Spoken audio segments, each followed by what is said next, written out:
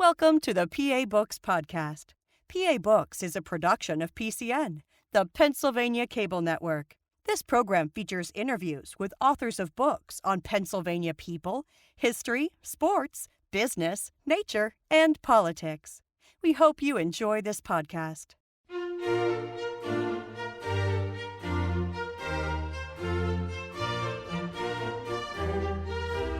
This week on PA Books, Joe Farrell, Joe Farley, and Lawrence Knorr, authors of Pennsylvania Patriots.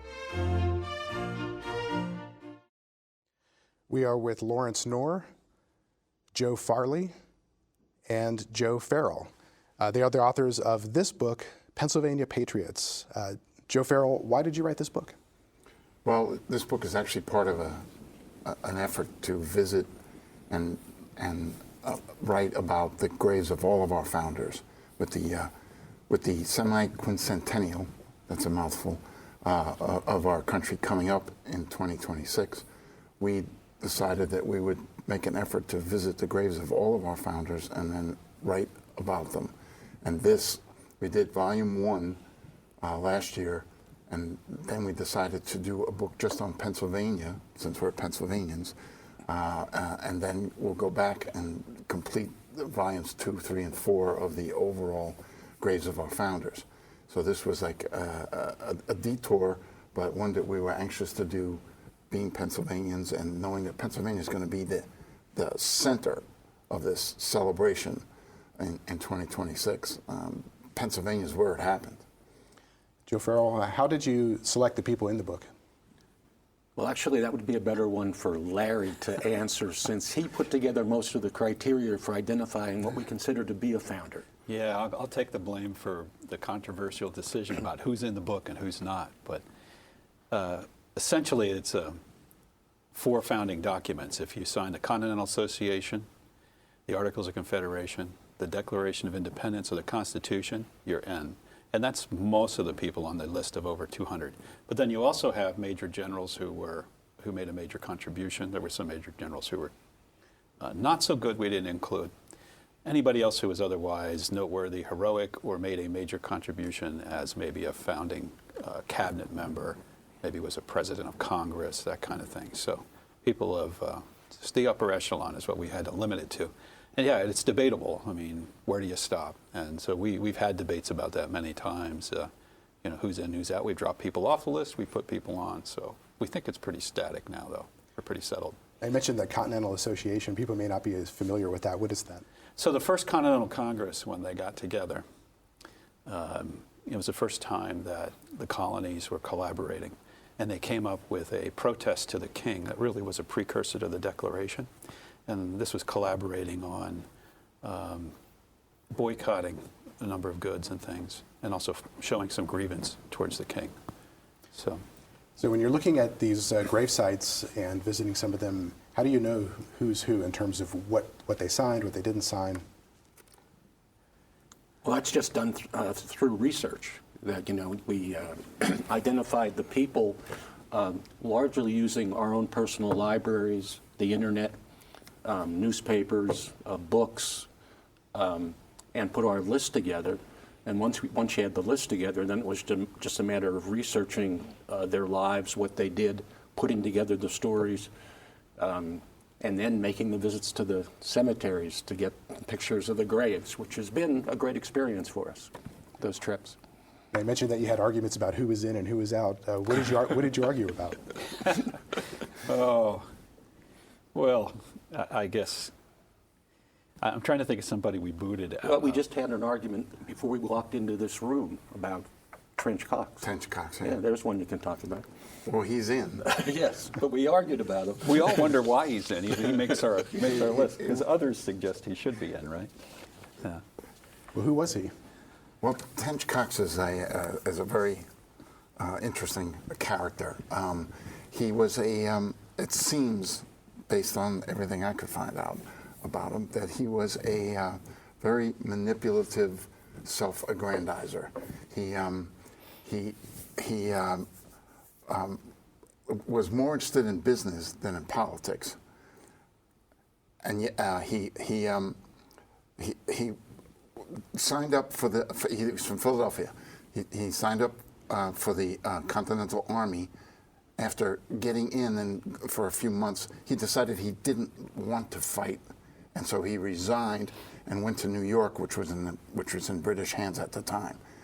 Then, when the British came to Philadelphia, he marched in with the British and set up shop in Philadelphia, all during the battles for the Philadelphia area, Germantown, and Brandywine. He was like doing business living in Philly and doing business with the British. He was a big favorite of theirs. And so and then when the British left, he stayed, and he suddenly was an advocate for independence, but he wasn't. I mean, they called him Mr. Facing Both Ways. That was his nickname. So the reason why I think he's included is because he was an assistant secretary of the Treasury, during the Washington administration. Right, under Hamilton. Yeah, and he's also known for being a big supporter of the Bill of Rights, the Second Amendment. So he gets some credit for that. So perhaps he's surviving to this day for more for that reason than anything else. He changed parties 3 times. Always, he became, he was a Whig, and then he became a Federalist under the Washington administration, and then became a Democratic Republican when Jefferson took over and worked in the Jefferson administration. Who was somebody that was cut from the book that was really on the bubble, who you argued a lot about?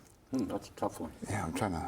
Well, there was one that we really debated. Was Allen from Philadelphia, Yeah. and the Richard Allen, and he was a minister, a founder of the AME Church.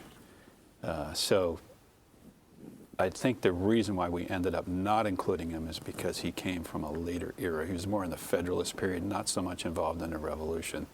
So we had to be pure to the Revolution and the founding of the nation. So that's really why we stuck with that decision, but that was a tough one to make. Now, the introduction to the book is by former Governor Ed Rendell. How did you get him on board? Well, we actually arranged a meeting with him, not so much to talk about the book, but to talk about an effort we're involved in to get people and organizations involved in restoring some of the graves that are in bad condition.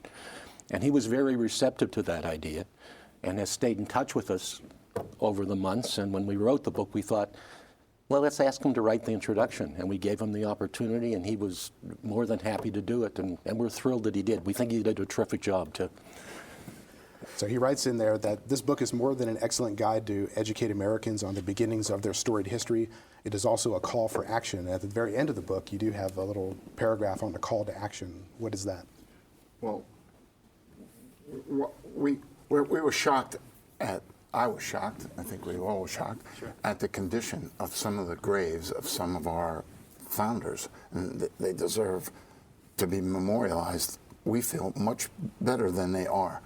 And so we are trying to get the National Commission for the 250th celebration and the Pennsylvania Commission, we're trying to get them to do something about it, to adopt it as a goal to remove, reinter or refurbish or renew some of the graves of the founders because they're in terrible condition. We have a website, and we have a wall of shame on the website, and there's like 40-something graves that we put in the wall of shame because they're in such bad shape. Basically, while we were doing the research and visiting the sites, over 200 graves. We've been to just about all of them now. And yes. You could split it up about a third, and a third. So a third of them are in very good condition. A third of them are average condition, which is your typical worn tombstone in a cemetery. And a third of them are very rough. And in fact, a number of the founders don't even have a grave. Their bodies are lost, or we just don't know where they were buried, or they're buried in a cemetery, but we don't know where in the cemetery. So we feel that the wall of shame addresses that. So when did you all become interested in cemeteries? I'll let these guys talk about Yeah, that goes back. Back in when I retired after 35 years with the Commonwealth, I guess 2010, Joe had written a book already, and I started talking to him about doing something together.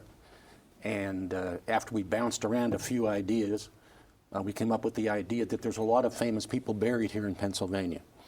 And so we started a series of books called Keystone Tombstones, which are basically short biographies of famous and infamous people buried in the state. And to date, there are 3 volumes, plus actually there's 3, Volume 1, Volume 2, Volume 3. There's a sports volume, a Civil War volume, a Gettysburg volume. Regional volumes, too. Yes, and we're working on Volume 4 right now. So that's something that's how this whole thing got started.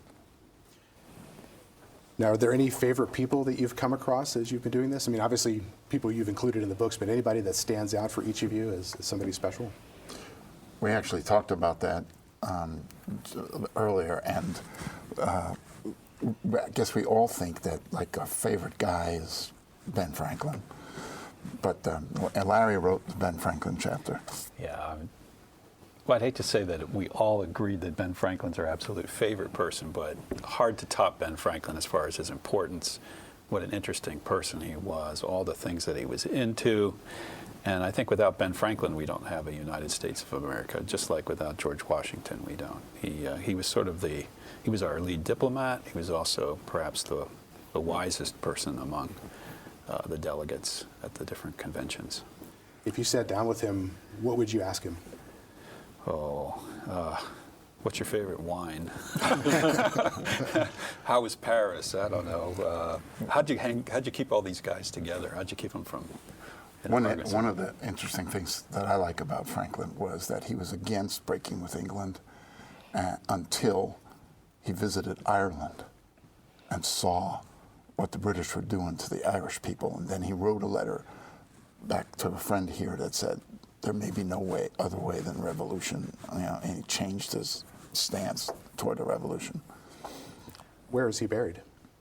He's in Philadelphia, in Christ Church in Philadelphia. Very nice grave, heavily visited. Yes. Very nice. People tend to throw pennies on it. Oh, really? Yeah, absolutely. Penny savings, Actually, depending they say that they raise like $3,000 to $4,000 a year. Just from pennies? Just from the money that's been left on his grave. Yes. Why do they leave money? Poor Richard. Yeah. Yeah, the saying from Poor Richard, a penny saved is a penny earned. Yeah. Yeah. In terms of favorite people, if I could just interject, one guy that I think is kept in the background, a lot of people don't know about, is Hyman Solomon, who is buried in Philadelphia. He was Jewish, actually born in Poland, traveled through Europe, became fluent in 8 languages, came to the country, was arrested twice by the English. Once he was put on a prison ship where he improved his position, got better food, better accommodations, by working as a translator with Hessian soldiers who had been hired by the English to fight the war.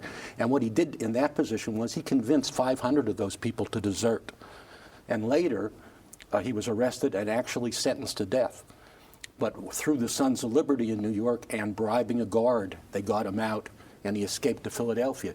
He eventually financed, he was one of the wealthiest men in the country, basically financed the revolution. And the country never paid him back. He died bankrupt and penniless. Now, you mentioned in the book that he provided financial support to people like Thomas Jefferson and James Madison, but without interest. How did that work? He just he loaned them the money, no interest due, and the other thing is they never paid him back. So it didn't work out well for him at all. But he was a patriot, that few people know about. And he's buried in? He's buried in Philadelphia in a Jewish cemetery, but again, it's a grave that they don't know where he is because when he was buried, his family couldn't even afford a headstone. There are 2 memorial markers there noting that he's buried somewhere in that cemetery. So when somebody doesn't have there's that type of marker, but not a gravestone, are you going off various documents, historical documents saying that he was buried there? Is that how you're finding those sites? Yeah, there's usually some kind of record to it. You understand, the books are primarily biographies, but we're trying to locate the graves so we can visit and honor them, but also get some photographs of that too. And another mystery is about Mifflin and Lancaster. I don't know, you love to talk about Mifflin. Well, yeah, this is one that sort of upsets us, I think. Thomas Mifflin devoted almost his entire life to public service. He was in the colonial legislature. Then he was elected to the First and Second Continental Congress. He joined the Philadelphia militia and was kicked out of the Quaker Church for it, which was his church and hurt him deeply. But because he wanted to fight, then he joined the Continental Army. He led forces at the troops at the Battle of Long Island, and then was in the. He had tremendous military record. He was the president of the Congress. After the war, he became president of the Congress. While president of the Congress, he presided over the Treaty of Paris, which ended the Revolution, and he was the president that accepted Washington's resignation as commander-in-chief, which is one of the great moments in American history, according to loads of historians. He presided over the committee that, and he signed the Constitution. He was a delegate to the Constitutional Convention, signed the Constitution, made great contributions to the Constitutional Convention, then presided over the committee that wrote Pennsylvania's Constitution, was elected the first governor and in 1790 and served 3 terms, and then died in 1800. So poor he was a pauper, and he had to be buried by the state. So he did all of those things, and there's uncertainty about where his remains are, and he's, in our opinion, not properly memorialized. He was buried at Trinity Lutheran Church in Lancaster in their cemetery. In the 1840s, they relocated all the bodies in that cemetery to different cemeteries, but not his. We don't know why. Him and Thomas Wharton, who was another businessman prominent during the colonial times, during the revolutionary times. There's a marker, a state historical marker in front of the church that says that the church was founded in this date and is this old, and on the grounds are the remains of Thomas Wharton and Thomas Mifflin, governor of Pennsylvania. That's all it says.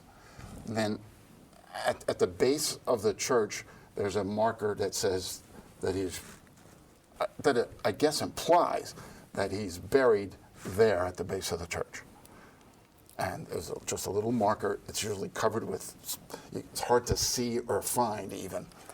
We have an idea that we want to get some LiDAR, ground radar, and be able to, if we could get permission to search that just to prove whether there's a grave there or not. No, of course, we would never know that it was Mifflin. The story gets worse in the sense that I talked to the Historical Society of Lancaster, and they said, talk to the church. They didn't want to discuss it. We talked to the church. They said, yeah, he's buried out there right where it says he is. But then Joe talked to an elder of the church and got a little different story. Yeah, when I talked to someone there who basically told me that they know where Wharton's buried. Wharton is buried in a section of the church where the old altar used to be, under that altar. But they're not sure where Mifflin is buried. And there are some that surmise that he's still out where he wasn't originally, which is now a parking lot. Yeah. That he's buried under the parking lot. There are some people that believe that. So there's some mystery around that, and he's certainly under-memorialized for all he did. Now, at the end of some of these chapters, you list different sites that are named after some of the figures. Now, Mifflin, there is a town named after him, right? And a county, yeah. Now, he was a pretty accomplished fellow. Another accomplished person that is often forgotten is James Wilson. Who was he, and what did he do? Wilson's one of my favorites, actually. He signed both the Declaration of Independence and the Constitution. The historians that I've read that have really studied the Constitution, they rate him as the second most influential member at the Constitutional Convention, just right behind James Madison. As a matter of fact, they described his mind as a brilliant ray of light during the debates. He spoke often. He was in favor of a strong executive. He realized the need for compromise. And then he eventually became a Supreme Court justice. Washington had made him a Supreme Court justice when the government under the Constitution was formed. And unfortunately, like many of the founders in those days, he got into land speculation that didn't go well. He ended up in a debtor's prison. And then his son got him out of the debtor's prison, but he had to flee to the South to avoid other creditors. And he actually died, I believe, in one of the Carolinas. I can't recall which one. And he was originally buried there. But eventually his remains were transferred back to Philadelphia, which is how he came to be buried in Philadelphia, which again, Phil, goes with our idea, because we'd like to move some graves right now, some of the less kept graves, and get them into possibly Philadelphia. You know, there's something about Wilson to remember too, and that is Franklin, at a key moment in the Constitutional Convention, wanted to speak. You know, frail Franklin, now very elderly, and his words about how to bring the nation together. He had Wilson read his speech for him, because Wilson was such an articulate speaker, such a great speaker. And it was Franklin's words, but Wilson's theatrics and his ability to speak that helped bring them to a vote and make it happen. Now, there was another incident associated with James Wilson, the Battle of Fort Wilson, which I assume Fort Wilson was his house, right? Yeah. Yes. What happened? That was, he was, of course, an attorney, and he got into a dispute with the governor at the time. Governor Reed, I guess, was the governor of Pennsylvania, because he defended 23 Tories, people that had been loyal to the English during the Revolution. And he was defending them in order to protect their properties from being seized by the state of Pennsylvania. And he prevailed in court.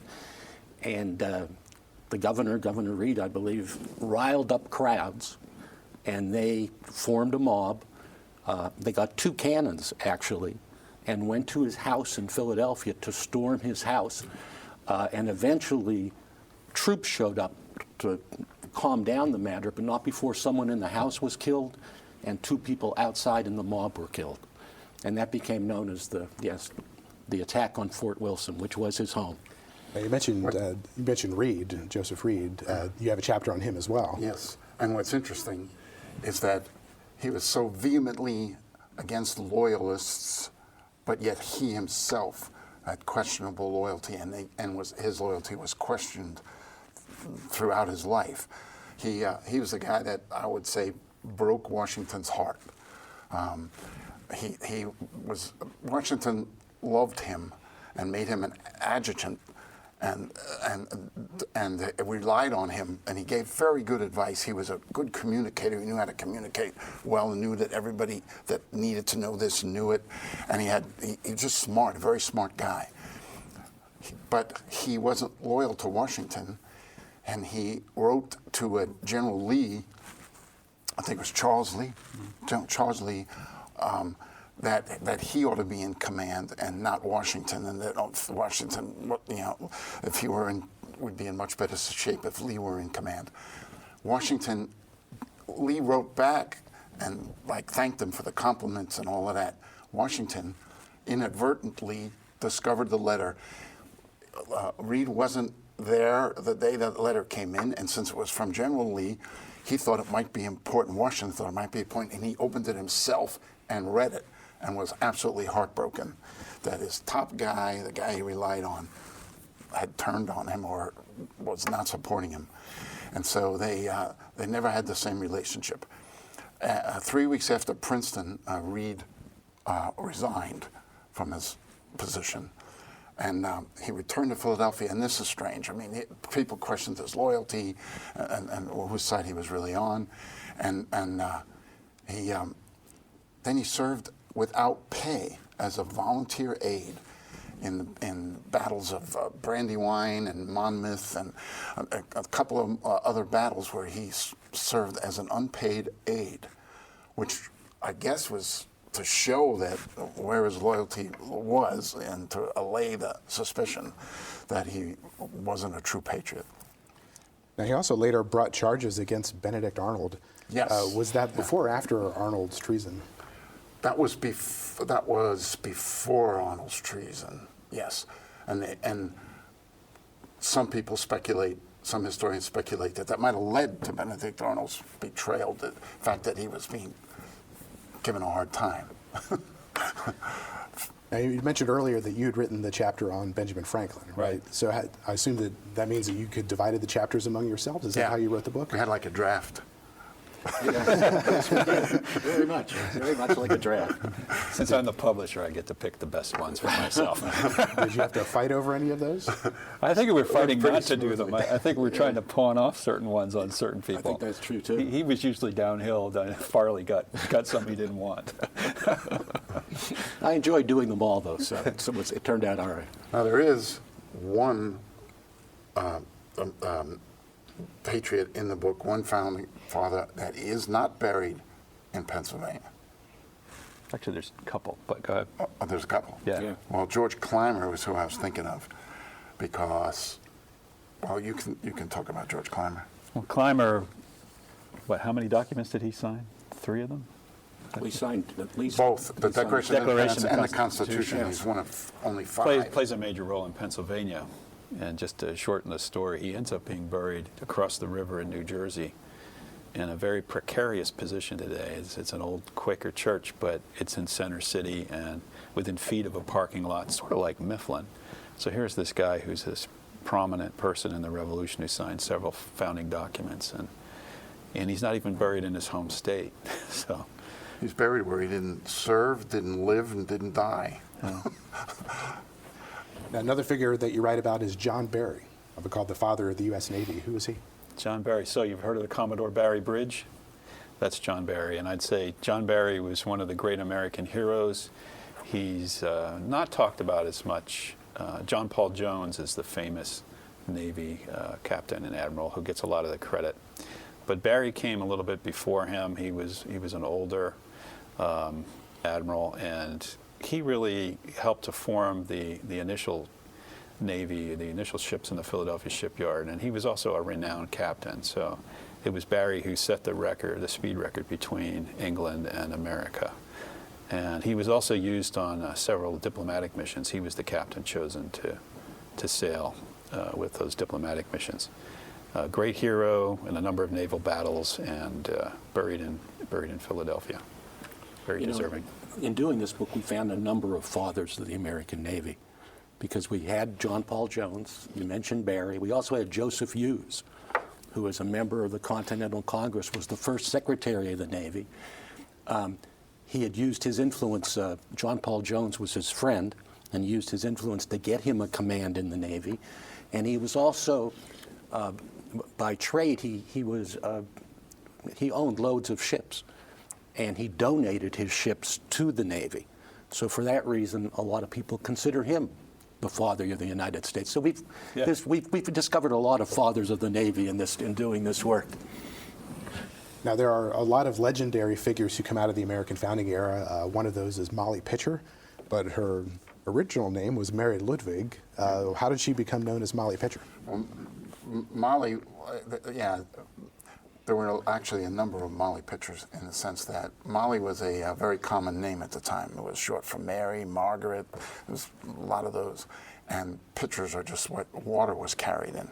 The reason she became known as Molly Pitcher was that she married a guy named Bill Hayes, who was a part of joined the Continental Army and was sent to Philadelphia. She moved from Carlisle. She was a servant in a doctor's home in Carlisle.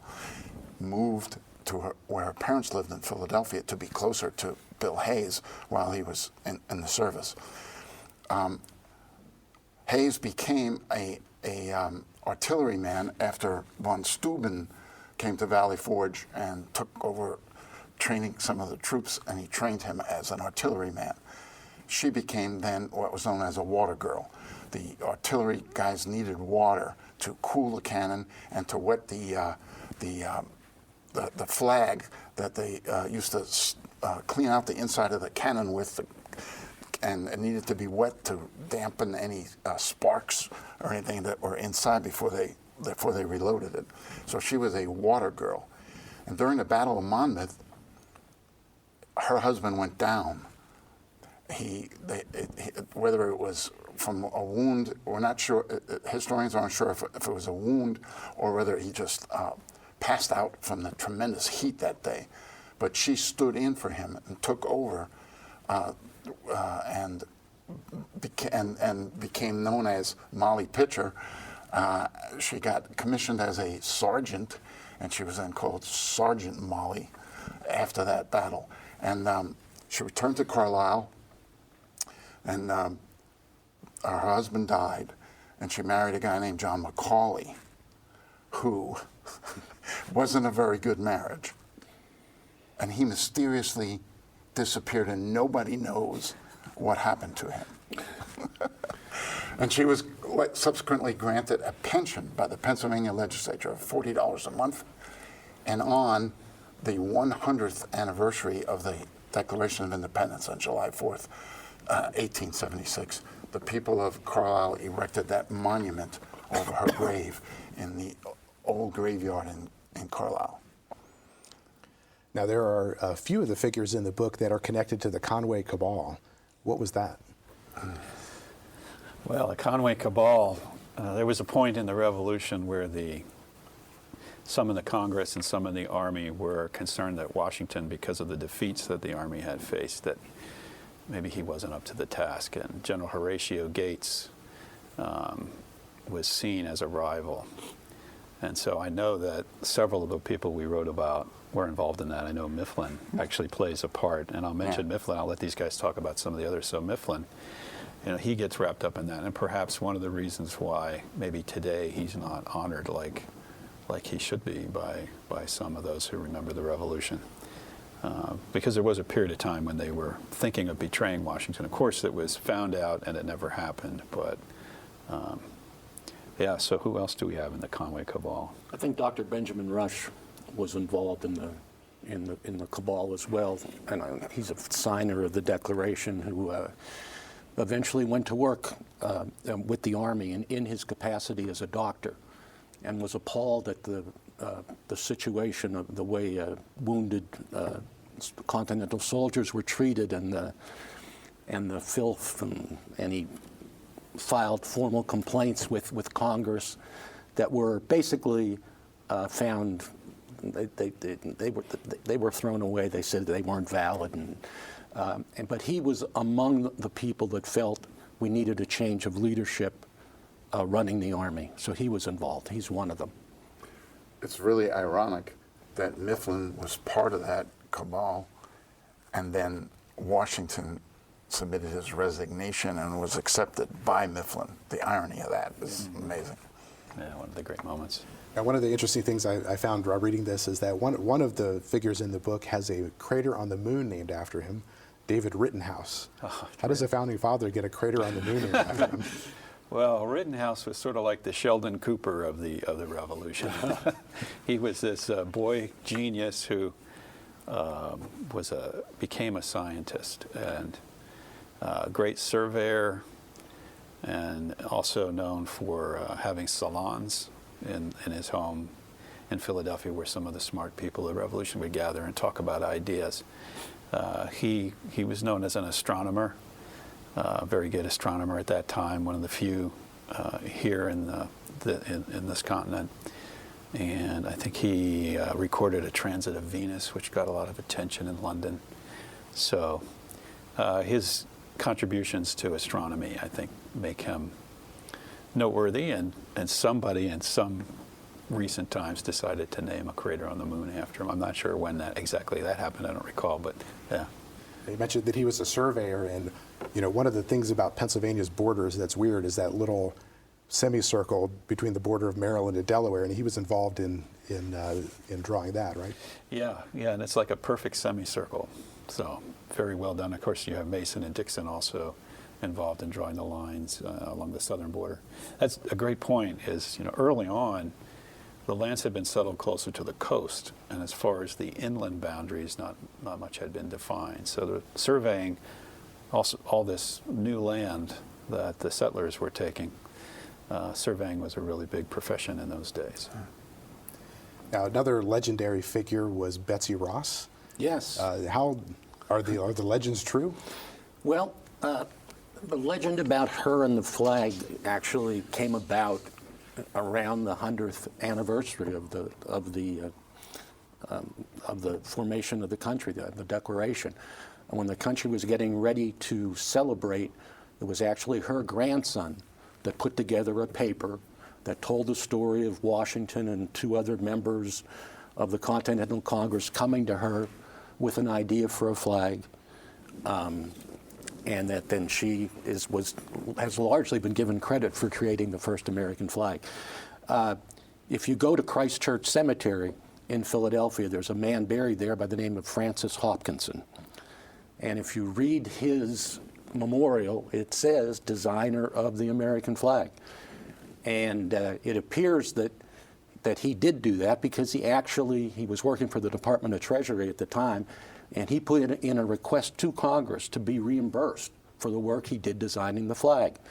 He asked for a cask of wine in repayment, which they said, you're getting paid by the government now, we're not giving you that. But it is possible, people that have re-looked into the Betsy Ross story do believe that she did sew a flag and that she may have had offered suggestions to the design that don't have it be a square, have it be a rectangle, and things like that. So she definitely had a hand in it, but she probably didn't design the flag itself. And Rittenhouse had something to do with the stars on the flag, apparently, as well. Another figure you talk about is William Henry Drayton, and you say that in South Carolina sent him on a mission to Georgia at one point. What was his mission? Yeah, that was something that South Carolina was trying. They wanted to combine both states into one state, and he was sent to argue that point. Actually, did argue it before the legislature, and it was voted down. And then he tried to do it again on his own, and the governor actually put out a warrant for his arrest because he wanted this thing quelled. And at that point, he gave up the quest to attempt to unite the both states. But yes, that was a movement back then. So how did somebody from South Carolina end up buried in Pennsylvania? Easy answer to that, they died here. Yeah. And it's a long way to take them home in those days without refrigeration, so yeah. So in your book, you mentioned each of the different cemeteries where the entries in the book are buried, and I counted them up for some of them, and I noticed that Christ Church Burial Grounds has probably the most of them, or it was around 10 in my count. What would people see if they went there? It's a very old cemetery. Franklin, of course, is the cornerstone, you might say. He's in the corner of it, and that's, people come in and they visit Ben Franklin's grave, but it's just an old graveyard with lots of interesting graves and interesting people buried there. It's not, it costs like $1 to get in or something. Yeah, they charge an entrance fee. But you can see Ben Franklin from outside. Yeah. I'd say, my opinion, I mean, it's very much a typical early colonial cemetery. The tombstones are worn. They're not in the best of shape. But yeah, there's a large concentration there.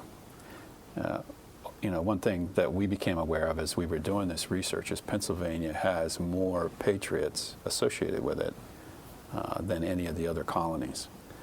And that makes sense since it was one of the largest population states after Virginia, but also the hub of government. So. One of the stories that, my favorite stories and what I learned from writing this book is about Charles Thompson, who I think is an amazing story, although a little bit depressing. He was born in Ireland. His father brought him and his 2 brothers to America. His father died right off the coast, just as they were arriving in Delaware. His father died.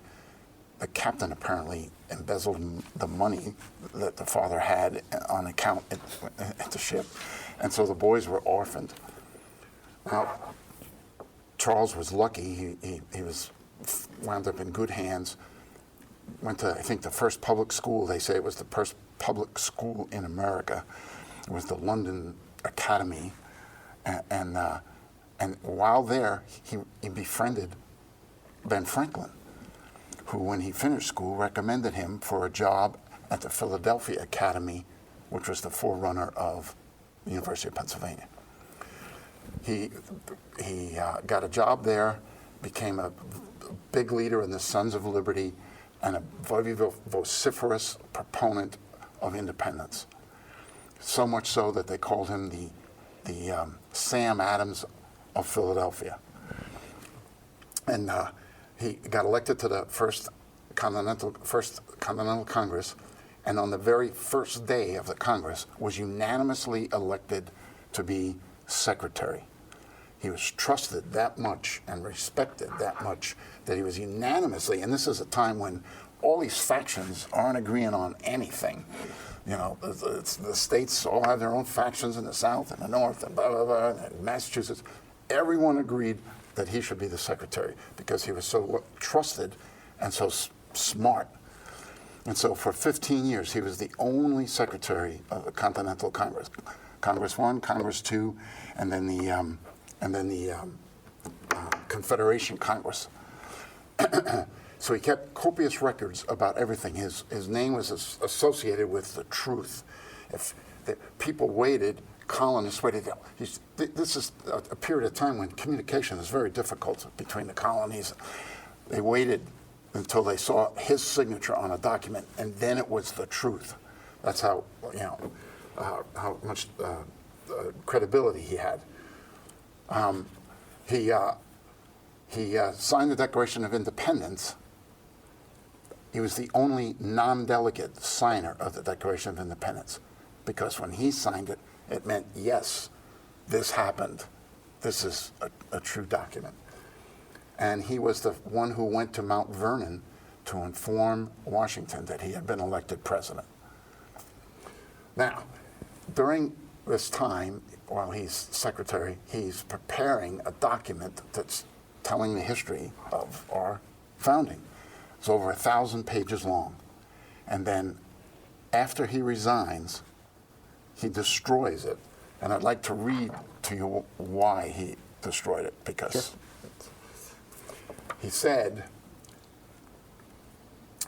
he destroyed it because of his desire to avoid contradicting all the histories of the great events of the Revolution.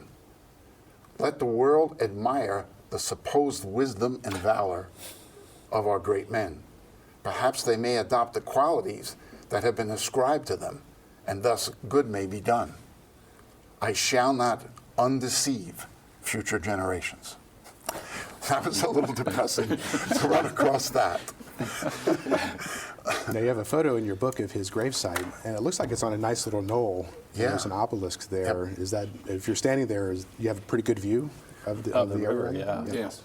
And now, a family member moved him there years after he died, and there was a lot of controversy, dispute in the family about who was going to control his gravesite. He was moved from the old homestead to there back in the 1800s. But the obelisk is very nice, and the knoll is very nice, but the actual gravestone is in bad shape. It's broken and sunken and broken, and so that's an issue.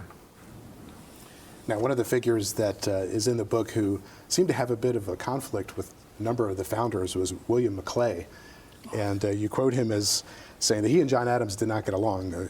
And you quote him as saying that Adams was a monkey just put into breeches. Yeah, well, Adams didn't like Maclay. Maclay didn't like Adams.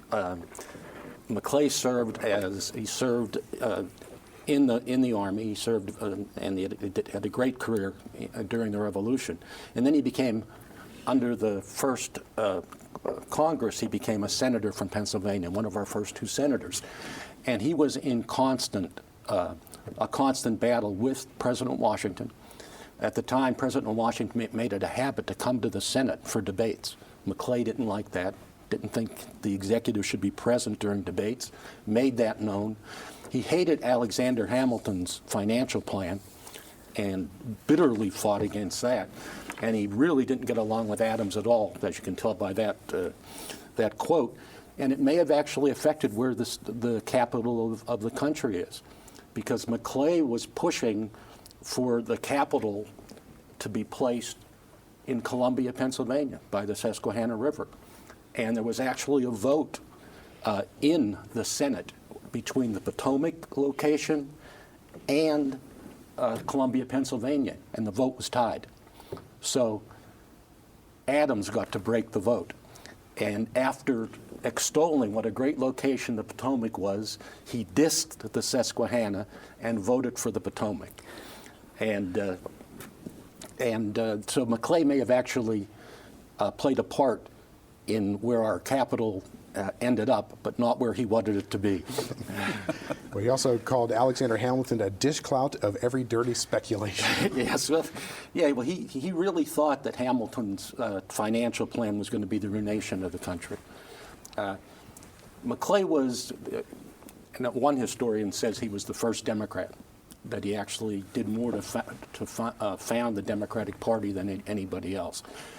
He certainly had more faith in the people than most of the founders of his time, who went out of their way to make us a republic and a representative republic rather than put the decisions in the hands of the people, which I think is where Maclay would have preferred the decisions be made. And of course, the financial argument against Hamilton's financial plan cost him his seat in the Senate, because the Pennsylvania State Assembly didn't reelect him because they did favor Hamilton and his plan. In defense of Maclay, a lot of people didn't like Adams. Now, one of the early troubles, I guess you could say, with the founding of the country was trying to figure out what to call the president. And one of your figures in the book, Frederick Muhlenberg, had a role to play in what we call the president. Yeah, so there was a debate about, this is the first time we had a democratically elected leader in a republic like this, and everybody, in a world full of kings, so what do you call the president? And there was talk about titles like His Excellency and things like that. And Muhlenberg, who was the first Speaker of the House, said, why not just call him Mr. President?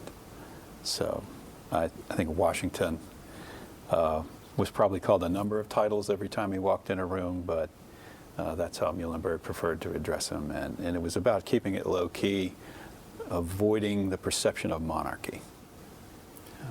Now, Muhlenberg's brother is also in the book, Peter? Yeah. Who is he?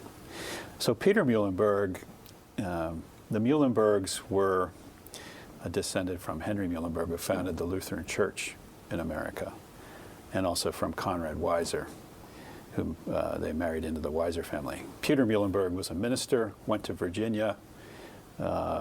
Then there's a famous story of him giving up his robes and joining the military. Trusted soldier under Washington, who was very close to Washington, very loyal to him throughout the war. Became a general, recruited soldiers in Virginia on behalf of the Revolution, and he ends up at Yorktown, the very last battle. It's Muhlenberg and Hamilton who lead the charge on Redoubt 10 that turns the tide or finishes the siege. There's controversy. I just saw on a TV show a couple days ago where Hamilton gets all the credit for leading the charge. There's others that say, well, Muhlenberg was also involved in that. And I think Muhlenberg was actually higher ranked than Hamilton. But Muhlenberg, a great hero, especially among Pennsylvania Germans, the Muhlenberg family, and very big in the Trapp area, northwest of Philadelphia.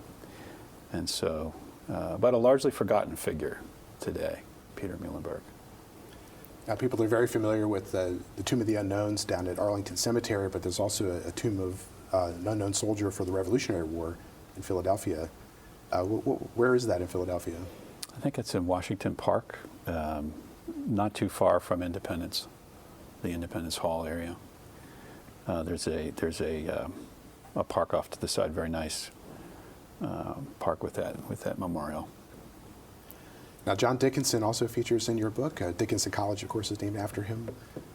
Who was he?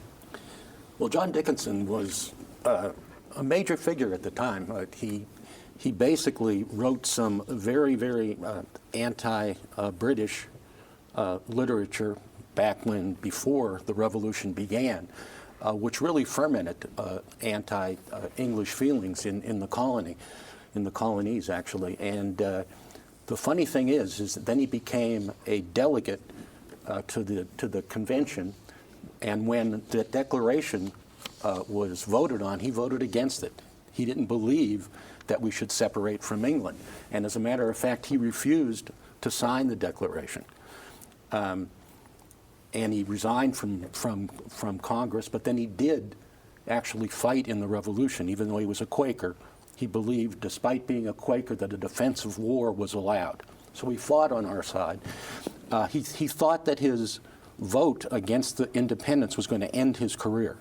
It turns out it didn't, because he ended up at the Constitutional Convention. He served as both governor of Pennsylvania and governor of Delaware. And he stayed true to his principles. That's what the man was. He owned slaves at one point. He freed all his slaves and spent the last 15 years of his life fighting slavery in this country. A man who definitely stuck by his principles and a true patriot, which Thomas Jefferson pointed out upon Dickinson's death. Now, many of the figures in the book have signed famous documents, the Declaration of Independence and the Constitution, but Thomas Willing refused to sign the Declaration of Independence. Why? Thomas Willing, well, what I recall about Willing, there were congressmen who, when that vote came, they decided they were terrified of breaking with England. You can imagine just the gravitas of that decision. It's the greatest, most powerful nation on earth, the most powerful army, most powerful navy. And so do we really want to break from the motherland? Do we want to work out some kind of compromise? So there were a number of delegates from Pennsylvania and some of the other colonies as well that were against independence. They wanted some kind of reconciliation. So what ends up happening is they end up all being replaced. And there's a replacement crew that comes in, and they all vote for independence. Yeah. As a matter of fact, Dr. Benjamin Rush, who signed the Declaration, wrote a letter to Ben Franklin in which he recalled, as he referred to it, that solemn day when one by one we approached the desk and signed what well could have been our death warrant. So that's probably one of the reasons some of these people, yes. They would be traitors against Britain, against the king. And this was a rebellion. And that's one thing I think we take it for granted these days. We don't appreciate just how precarious, how much risk these people took to start a new nation. They really put their lives and fortunes on the line. Had they lost, terrible things would have happened to most of them. Another figure that shows up in the book is Anthony Wayne. People often call him Mad Anthony Wayne. Why was he mad? Well, he was. He's a tremendous story. Anthony Wayne was a much bigger deal than I ever learned that he was. He was. He became Mad Anthony. Other generals started calling him Mad Anthony because he wanted to fight.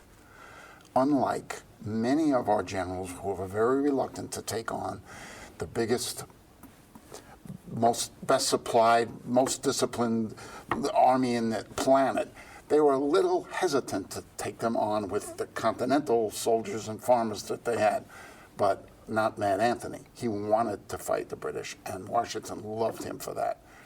And he was a very good general. He had such integrity.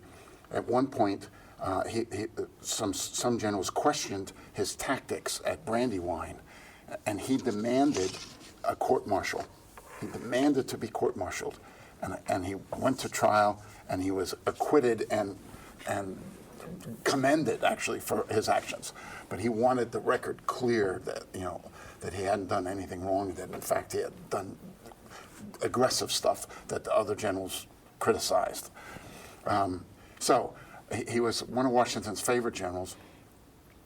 And he, after the war, the British were supposed to abandon forts in the West, but they didn't. And so Washington called on Anthony Wayne to go out there and kick them out of the forts, and he did. On his way back, he stopped in Erie and died of gout and was buried in the blockhouse in Erie. The blockhouse is like a fortification, and he died and was buried in the base of the blockhouse. Yes, he was. Okay, so 13 years go by, and his family wants his remains back home in Wayne, Pennsylvania, and so they send his son to get his remains, and his son has a cart, a horse-drawn cart, and travels from Wayne, PA, which is near Philadelphia, all the way up to Erie. He contacted a doctor who served with Mad Anthony Wayne and was with him when he died. And he said, look, I got to get the bones and bring them back home. He said, could you help me, because you have more experience with dead bodies and stuff and anatomy and stuff than I do. And so the doctor agreed to meet him there. He dug up the grave where Mad Anthony was buried, and to his surprise, only the lower part of one leg had disintegrated. The body still was like intact. And he had brought boxes on the back of the vehicle that he was going to put bones in, because he thought that's what they would be, bones, and he might have to cut the bones or something and put the bones in, but he didn't expect there to be A body. stuff on the bones. And so they debated what to do, and the doctor said, well, what we need to do is boil the body and get all the stuff off the body. Process called rendering. So they put him in a cauldron and boiled the body and got all the stuff off. That sounds like Jimmy Hoffa. They cut the bones apart, and the Cauldron of Death, it's called, and it's on display at the Erie County Museum. Yep. And they put the stuff back in the original hole, and he put the bones in the boxes on the back of his cart and went back to Wayne, PA.